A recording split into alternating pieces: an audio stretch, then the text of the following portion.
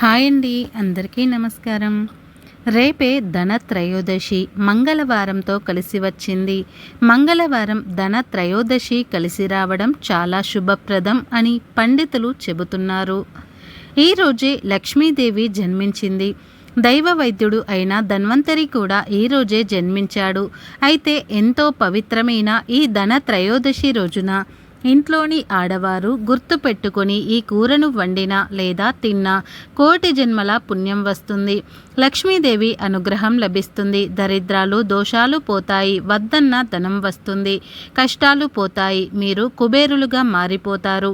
అంతేకాదు, ఎవరైతే ధనత్రయోదశి రోజు ఈ కూరను వండుకొని తింటారో వారి ఒంట్లోని దరిద్రం మొత్తం పోతుంది. సకల శుభాలు కలుగుతాయి. లక్ష్మీదేవి అనుగ్రహంతో మీ ఇంట్లో కనక వర్షం కురుస్తుంది. మరి ధనత్రయోదశి రోజు ఏ కూరను వండితే కోటి జన్మల పుణ్యం వస్తుంది అనే విషయాన్ని ఇప్పుడు మనం ఈ వీడియోలో వివరంగా తెలుసుకుందాం. ఫ్రెండ్స్, ఫస్ట్ అయితే ఈ వీడియోకి ఒక లైక్ కొట్టి అలాగే మా ఛానల్ని కూడా సబ్స్క్రైబ్ చేసుకుని మాకు సపోర్ట్ చేయండి. ధనత్రయోదశి లేదా ధన్తేరస్ దీపావళికి ఈ 2 రోజుల ముందు వచ్చే ఈ పండుగకు ఎంతో విశిష్టత ఉంది. దేవదానవులు అమృతం కోసం క్షీరసాగర మదనం చేయు సమయంలో ఆ పాల సముద్రం నుంచి శ్రీ మహాలక్ష్మి జన్మించినది. అంతేకాదు, సంపదలను ప్రసాదించే కల్పవృక్షము కామధేనువు దేవ వైద్యుడు ధన్వంతరి కూడా శ్రీ మహాలక్ష్మితో పాటే జన్మించారు. ఆ రోజే ఆశ్వయుజ కృష్ణ త్రయోదశి, దానికే ధనత్రయోదశి అనే పేరు వచ్చింది. శ్రీ మహాలక్ష్మి అనుగ్రహం లేకపోతే ఎంత చదువు చదివినా ఎన్ని తెలివితేటలు ఉన్నా జీవితం శూన్యం. అందుకే సర్వ సంపద ప్రదాయిని అయిన శ్రీ మహాలక్ష్మి అనుగ్రహం కోసం సర్వ మానవాళి ఈ రోజున శ్రీ మహాలక్ష్మికి ఎంతో భక్తి శ్రద్ధలతో పూజించి ఆమె ఆశీస్సులు అందుకుంటారు. శ్రీ మహాలక్ష్మి ధనానికి ప్రతిరూపం. జన్మదినమైన ఆశ్వయుజ కృష్ణ త్రయోదశి అంటారు. ధనానికి ఆదిదేవత శ్రీ మహాలక్ష్మి. ధనానికి అధినాయకుడు ఉత్తర దిక్పాలకుడైన కుబేరుడు. అందుకే ఈ ధనత్రయోదశి రోజు శ్రీ మహాలక్ష్మితో పాటు కుబేరుడిని కూడా ఆరాధిస్తారు. సాధారణంగా ఈ దీపావళి లక్ష్మీ పూజను సాయం సమయంలో ప్రదోష వేళల్లో వృషభ లగ్నంలో చేస్తారు. సూర్యాస్తమయం అయిన తర్వాత సుమారు 90 నిమిషాల పాటు ఈ ప్రదోషకాలం ఉంటుంది కనుక ఈ సమయంలో శ్రీ మహాలక్ష్మికి పూజలు చేసుకుంటే చాలా మంచిది. కొన్ని ప్రాంతాలలో శ్రీ మహాలక్ష్మితో పాటు కుబేరులతో పాటు ధన్వంతరిని కూడా పూజిస్తారు. అలాగే ఈరోజు బంగారం కొనుగోలు చేస్తే సంపదలు పొందుతారని, అదృష్టవంతులు అవుతారని, ఏడాది పొడవునా తమకు ధనలక్ష్మి కృపా కటాక్షాలు చేకూరుతాయని అందరూ అంటూ ఉంటారు. అందరి నమ్మకం కూడా. ఇలా ఈరోజు బంగారం కొనటం వలన కుటుంబంలో అందరూ ఆయురారోగ్యాలతో అష్ట ఐశ్వర్యాలతో ఉంటారనే ఒక నమ్మకం ఏర్పడింది. అందుకే ఈరోజు ఏదో ఒక చిన్న బంగారు వస్తువునైనా సరే కొనుగోలు చేస్తారు. ఖచ్చితంగా ధనత్రయోదశి రోజు మహిళలు బంగారము, వెండి వస్తువులను కొనుగోలు చేస్తారు. వాటికి పసుపు కుంకుమను రాసి అమ్మవారి పాదాల చెంత ఉంచి పూలతో పూజ చేస్తారు. అందరి దగ్గర బంగారం కొనే స్తోమత ఉండదు. అయితే ఇలాంటి అద్భుతమైన రోజున ఎవరైతే 5 రూపాయల బిళ్ళతో ఇది కొని ఇంటికి తెచ్చుకొని పూజా గదిలో పెట్టి లక్ష్మీదేవి ఫోటో ముందు పెట్టి పూజిస్తారో వారు 100 కిలోల బంగారాన్ని ఇంటికి తెచ్చుకున్నంత మహాపుణ్యం వస్తుంది. ఈరోజు బంగారం కొనవలసిన పని లేదు. కానీ 5 రూపాయలతో ఈ వస్తువును కొని ఇంటికి తెచ్చుకుంటే మీకు బంగారాన్ని ఇంటికి తెచ్చుకున్నంత తొందరలో బంగారాన్ని కొనుక్కునేంత ధనాన్ని సంపాదించుకోగలుగుతారు. మరి ఎంతో శక్తివంతమైన ఈ ధన త్రయోదశి రోజు 5 రూపాయలతో ఏం కొనాలి, ఏం కొని ఇంటికి తెచ్చుకుంటే ఇంట్లోని దరిద్రం మొత్తం పోయి అష్ట ఐశ్వర్యాలు కలుగుతాయో ఈ వీడియోలో వివరంగా తెలుసుకుందాం. ఫ్రెండ్స్, మా వీడియోకి ఒక లైక్ కొట్టి అలాగే మా ఛానల్ని కూడా సబ్స్క్రైబ్ చేసుకొని మాకు సపోర్ట్ చేయండి. ఆశ్వయుజ బహుళ త్రయోదశిని జరుపుకుంటూ ఉంటారు. దీనినే ధన్తేరస్ అని కూడా అంటారు. ధనత్రయోదశితోనే దీపావళి పండుగ మొదలవుతుంది. అయితే ఈ పండుగ రోజు యమదీపం వెలిగిస్తారు. ఇలా చేస్తే ఇంట్లో ఉన్న వారికి అనారోగ్య సమస్యలు దూరం అవుతాయని, అపమృత్యు దోషం తొలగిపోతుందని విశ్వసిస్తారు. దీని వెనుక ఒక కథ కూడా ఉంది. హిమ అనే రాజు ఉండేవాడు. అతనికి ఒకడే కుమారుడు. క్షత్రియుడు కనుక క్షత్రియ విద్యలు మొదలైన విద్యలన్నీ కూడా నేర్పించారు. కానీ ఆ రాకుమారుడు జాతకరీత్యా అతనికి వివాహం జరిగిన 4వ రోజుకు మరణిస్తాడని పురోహితులు చెప్పారు. అయినా ఓ రాకుమారి అతడిని ఇష్టపడి పెళ్లి చేసుకుంటుంది. తన పసుపు కుంకాలను తానే కాపాడుకుంటానని శపథం చేస్తుంది. పెళ్లి అయిన 4వ రోజు రాకుమారుడి గది ముందు తన దగ్గర ఉన్న ఆభరణాలు రాశులుగా పోస్తుంది. దేదివ్యమానంగా వెలిగిస్తుంది. రంగురంగుల రంగవల్లికలు తీర్చిదిద్దుతుంది. తన ఆరాధ్య దేవత అయిన లక్ష్మీదేవిని కీర్తిస్తూ శ్రావ్యంగా పాటలు పాడుతుంది. అప్పుడే రాకుమారుడు ప్రాణాలు తీసుకువెళ్ళడానికి యమధర్మరాజు పాము రూపం ధరించి అక్కడికి వస్తాడు. బంగారు ఆభరణాల మీద దీపపు కాంతి పడి ఆ గదంతా కూడా వెలుగులు విరజిమ్ముతున్నాయి. ఆ గది మెరుపు తలుపులకు ఆ పాము చూపు మందగిస్తుంది. దాంతో యముడు అడుగు ముందుకు వేయలేకపోతాడు. యముడు ఆ యువరాణి సంగీతానికి పరవశించి వచ్చిన పని మర్చిపోయి ఆమె సంగీతం వింటూ ఉంటాడు. ఇంతలోనే తెల్లవారిపోతుంది. యమ గడియలు దాటిపోవటంతో ఖాళీ చేతులతో వెళ్ళిపోతాడు. సమయ స్ఫూర్తి ఉంటే విధిని సైతం ఎదిరించవచ్చునన్న ఆలోచన ఈ కథలో కనిపిస్తుంది. ఈ కథను అనుసరించి అందరూ ఈరోజు యముడికి ప్రీతికరంగా యమదీపం వెలిగిస్తారు. యమదీపం ఎలా వెలిగించాలి అంటే ధనత్రయోదశి రోజు దీపాన్ని చీకటి పడ్డాక గోధుమ పిండితో చేసిన దీపాన్ని ఇంటి ప్రధాన ద్వారం దగ్గర వెలిగించుకోవాలి.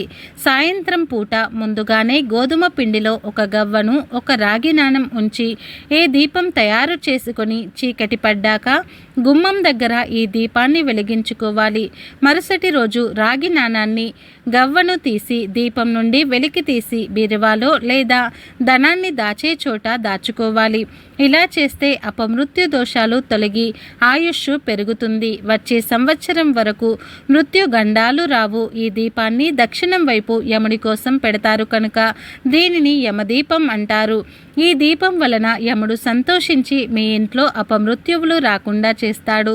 అదేవిధంగా ఈ దీపం చనిపోయిన మన పెద్దవారికి దారి చూపుతుందని, ఈరోజు మన ఇంటికి చనిపోయిన పెద్దలు వస్తారని, వారు ఈ దీపాన్ని చూసి సంతోషిస్తారని మన పెద్దలు చెప్తూ ఉంటారు. బంగారం కొనుగోలుకు అత్యంత శుభప్రదమైన దినాలలో ధనత్రయోదశి కూడా ఒకటి అని అందరూ చెప్తారు. కానీ కాదు. గురుపుష్య యోగం, రవిపుష్య యోగం ఉన్న రోజుకు బంగారం కొనడానికి మంచి రోజులు.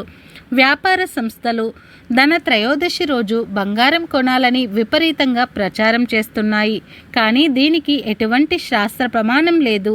ధనత్రయోదశి నాడు పండితులకు, బ్రాహ్మణులకు వస్త్రదానం, సువర్ణ దానం, ఆభరణ దానం చేయటం వలన విశేష ఫలితం వస్తుంది అని శాస్త్రాలు చెప్పాయి. కానీ బంగారం కొనమని చెప్పలేదు.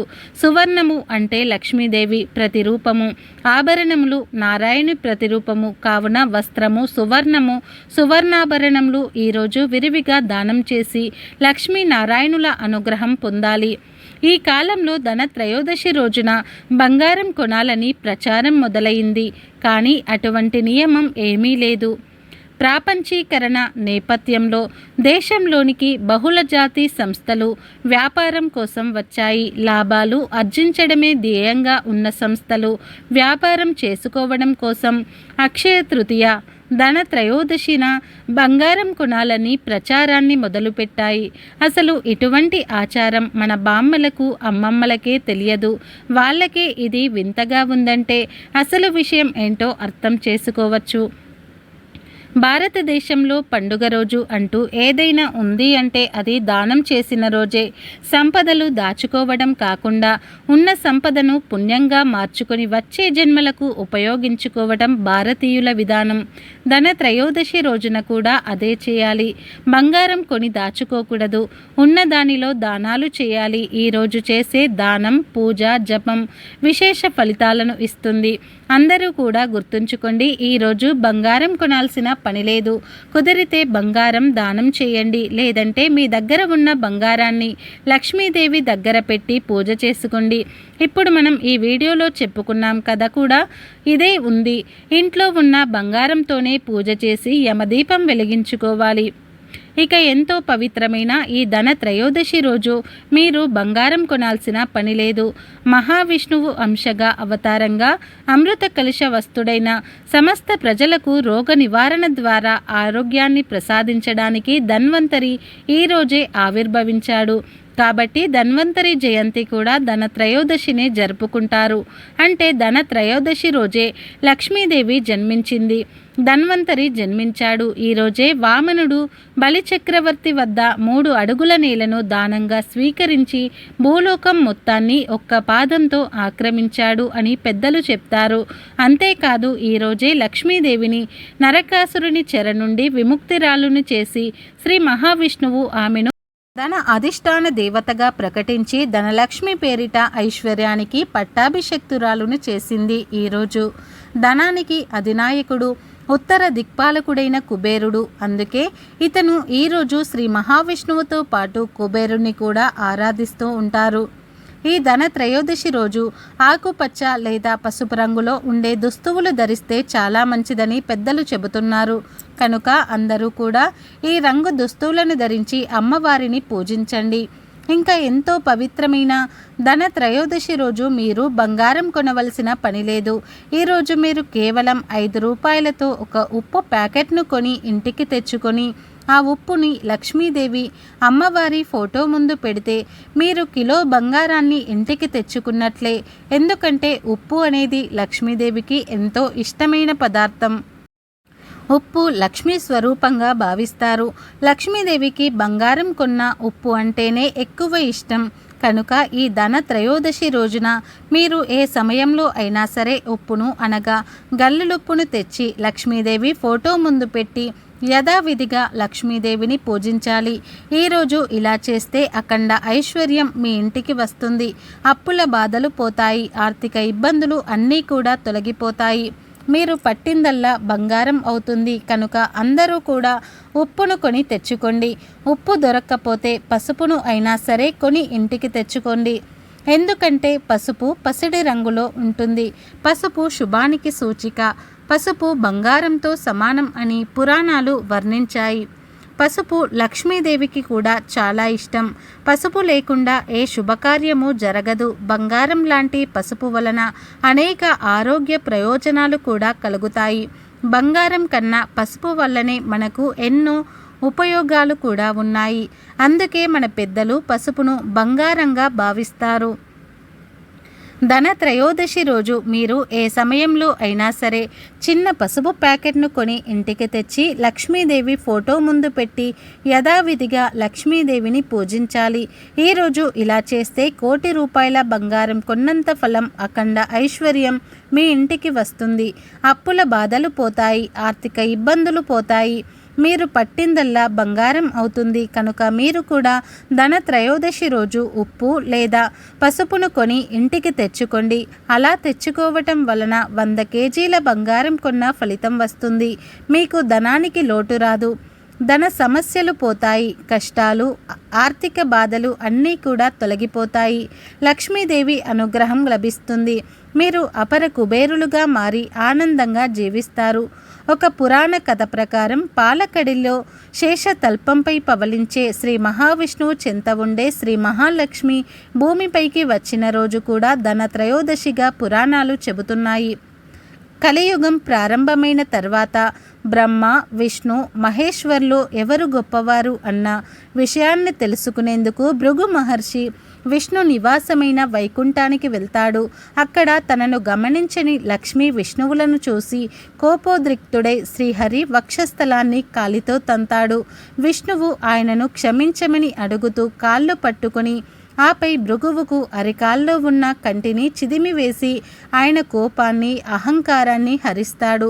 తన భర్త ఓ ముని పాదాలు పట్టుకోవడం, అంతకు ముందు తన నివాసమైన విష్ణువు గుండెలపై కాలితో తన్నడం నచ్చని లక్ష్మీదేవి అలిగి భూమిపైకి వచ్చేస్తుంది.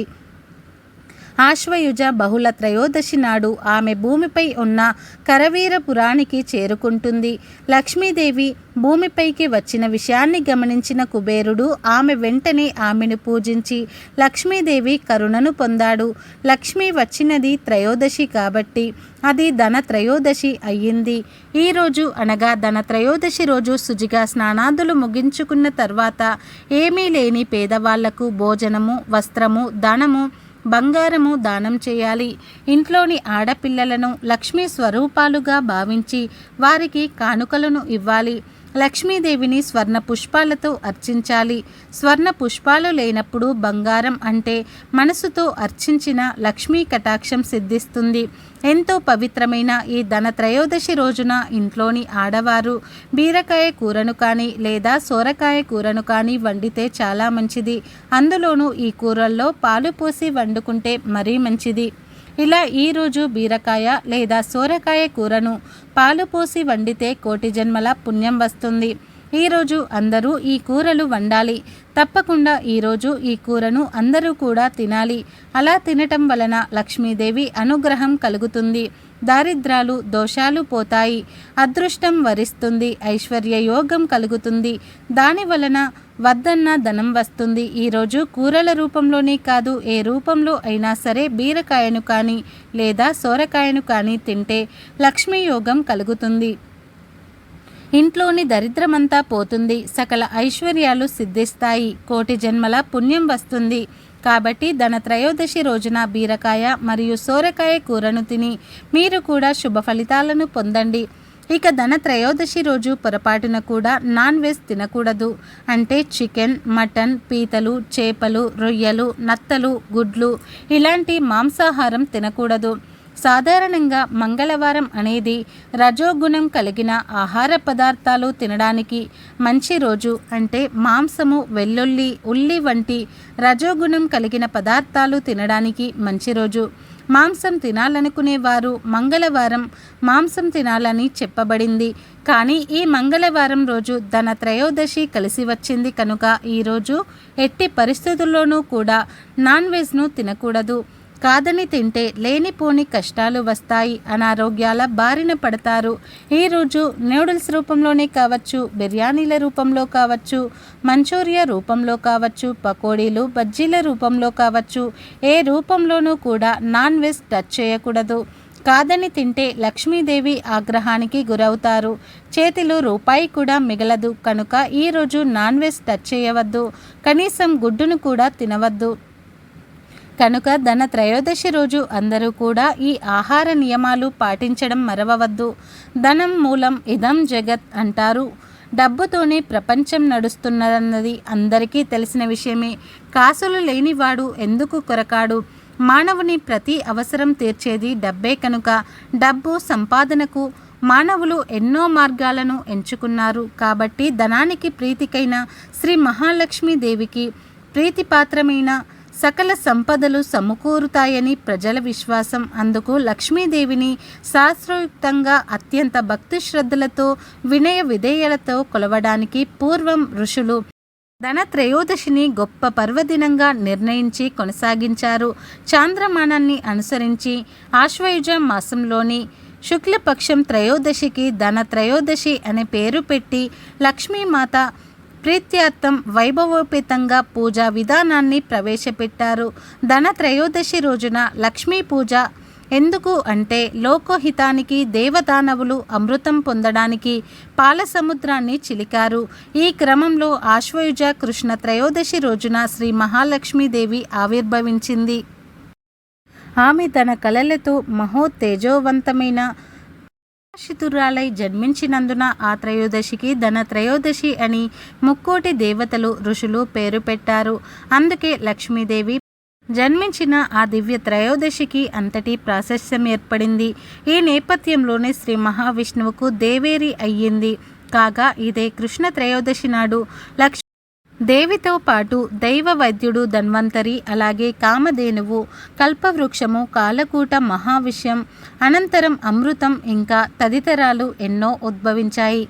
దీపావళి పండుగ క్రమంలో దీపావళికి ముందు వచ్చే ధన త్రయోదశిని చోటీ దీపావళి అంటారు. ధనత్రయోదశి అంటే సంపద, శ్రేయస్సు అని అర్థం. ఈరోజు లక్ష్మీదేవిని పూజించడం పరిపాటి. లక్ష్మీదేవితో పాటు జన్మించిన ఆమె సోదర తుల్యుడు, దైవ వైద్యుడు, ధన్వంతరికి అలాగే ధనానికి అధినాయకుడైన ఉత్తర దిక్పాలకుడు కుబేరుడికి కూడా లక్ష్మీదేవితో పాటు ధనత్రయోదశి నాడు పూజలు చేస్తారు. కుబేరుడు తపోనిష్టకు మెచ్చి శ్రీ మహాలక్ష్మి అతనికి అపార ధనరాశిని ఇచ్చి సిరి సంపదలకు అతన్ని శాసనుడిగా చేసింది. ఉత్తర భారతదేశంలో ఈ పండుగను ఎంతో ఘనంగా జరుపుకుంటారు. మరి తెలుసుకున్నారు కదా ఫ్రెండ్స్. మా వీడియో మీకు నచ్చినట్లయితే లైక్ చేయండి, షేర్ చేయండి. అలాగే మా ఛానల్ని ఫస్ట్ టైం కనుక చూస్తున్నట్లయితే ఇప్పుడే సబ్స్క్రైబ్ చేసుకొని పక్కనే ఉన్నటువంటి గంట సింబల్ని యాక్టివేట్ చేసుకోండి. అప్పుడే మేము పెట్టే ప్రతి వీడియో మీకు నోటిఫికేషన్ అనేది వస్తుంది. అలాగే ఈ వీడియో నచ్చితే కామెంట్ బాక్స్లో ఓం లక్ష్మీదేవియే నమః అని తప్పకుండా కామెంట్ అయితే చేయండి. ఈ వీడియోని పూర్తిగా చూసినందుకు ధన్యవాదాలు.